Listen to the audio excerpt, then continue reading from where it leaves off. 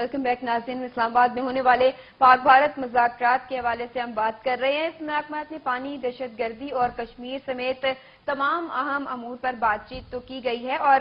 جس طرح کے ہم توقع کر رہے تھے کہ ان مذاکرات کے بعد ہی ایک کی بات سامنے آئے گی جس کی سب امید کرتے ہیں، اور عوام بھی شاید اب یہی توقع رکھتے ہیں کہ ایسا ہی ہوگا کہ مذاکرات کا عمل جو ہے وہ جاری رکھنا چاہیے۔ لیکن ان مذاکرات کے عمل کو کس طرح جاری رکھنا چاہیے اور کیا یہ کبھی نہ کبھی نتیجہ خیز ثابت ہوں گے، اس حوالے سے کوئی اطلاع جو ہے وہ سامنے نہیں آتی ہے۔ ہمارے ساتھ اس وقت معروف دانشور سینئر تجزیہ نگار زاہد حامد صاحب لائن پر موجود ہیں۔ السلام علیکم زاہد حامد صاحب، رائل نیوز میں خوش آمدید۔ جی وعلیکم السلام، بہت شکریہ آپ کا۔ زاہد حامد صاحب، یہ فرمائیے گا، پاک بھارت مذاکرات آپ کسی طرح کوئی تعمیری پہلو دیکھتے ہیں ان مذاکرات میں؟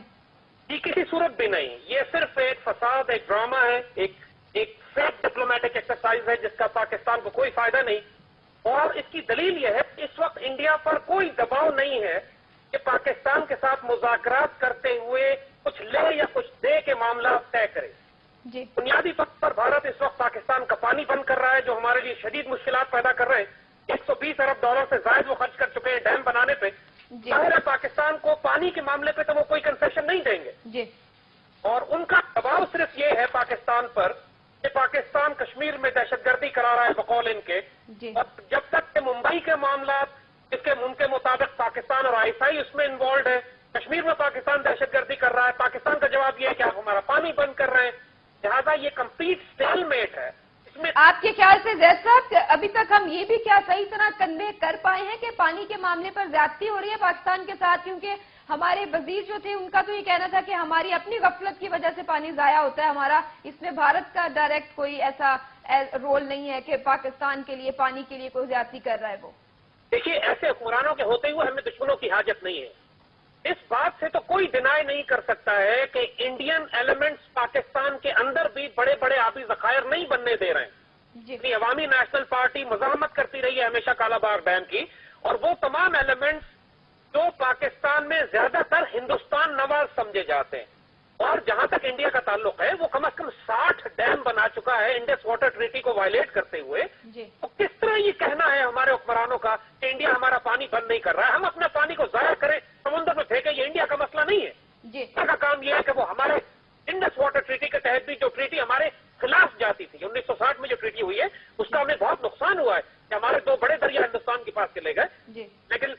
اس کے باوجود کہ جو دریا ہمارے پاس ہیں ان کے پانی روکنے کا انڈیا کو حق نہیں ہے۔ جی، اور بالکل، یہ بات تو اب پوری دنیا ریکگنائز کرتی ہے کہ violation of Indo water treaty ہے۔ انڈیا نے، جیسے ہم نے کہا کہ 120 ارب ڈالر خرچ کر چکے ہیں وہ اس پورے ریور سسٹم کو، واٹر سسٹم کو تبدیل کرنے کے لیے۔ جی، بالکل، یہ کہنا ہمارے حکمرانوں کا کہ انڈیا ہمارا پانی چوری نہیں کر رہا ہے، اس سے غداری اور خیانت اور کوئی نہیں ہو سکتی ملک و قوم کے ساتھ۔ جی زید صاحب، جو مذاکراتی عمل بھارت کی جانب سے اگر اس میں کسی قسم کا لچک کا مظاہرہ نہیں کیا جاتا تو کیا پاکستان، جیسا کہ آپ نے وجہ فرمایا کہ ہماری قیادت یا ہمارے جو موجودہ لوگ ہیں ان کے ہوتے ہوئے ہمیں جو ہے وہ دشمن سے اتنا خوف نہیں ہے، تو آپ کے خیال سے کیا ہم کبھی بھی جو بھارت کی جانب اپنے ایک اپر ہینڈ سے بھارت سے، جیسے بھارت ہم سے مطالبات کرتا ہے، ہم پر پریشر ڈالتا ہے دہشت گردی کا، ممبئی حملوں کا، اور اس کے علاوہ اور بھی کئی ایسے الزامات پاکستان پر لگتے رہتے ہیں، تو ہم کیا ایک اپر ہینڈ لے کر لچک کا مظاہرہ کرنے پر مجبور نہیں کر سکتے بھارت کو؟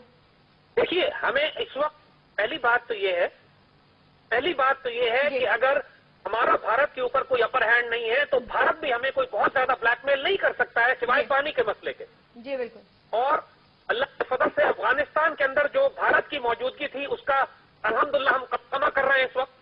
جی، اور انڈیا بہت عرصے سے افغانستان تک ٹرانزٹ روٹ ہم سے مانگ رہا تھا، وہ اس کو نہیں دیا جا رہا ہے، جبکہ یہ حکومت کوشش کر رہی ہے کہ افغان ٹرانزٹ ریٹ کے تحت انڈیا کو بھی راستہ دے دیا جائے کہ وہ بھی اپنی سپلائیز بھیج سکے۔ جی، بالکل، اور مگر جو امریکنز کو شکست ہو رہی ہے افغانستان میں، جو نیٹو اور امریکنز اب پاکستان پر ڈیپینڈ کر رہے ہیں بہت زیادہ، اس میں پاکستان جو شرائط منوا رہا ہے امریکہ سے، اس میں یہ بھی ہے کہ انڈیا کو افغانستان سے نکال دیا جائے۔ جی، بالکل۔ زید صاحب، آپ کے خیال سے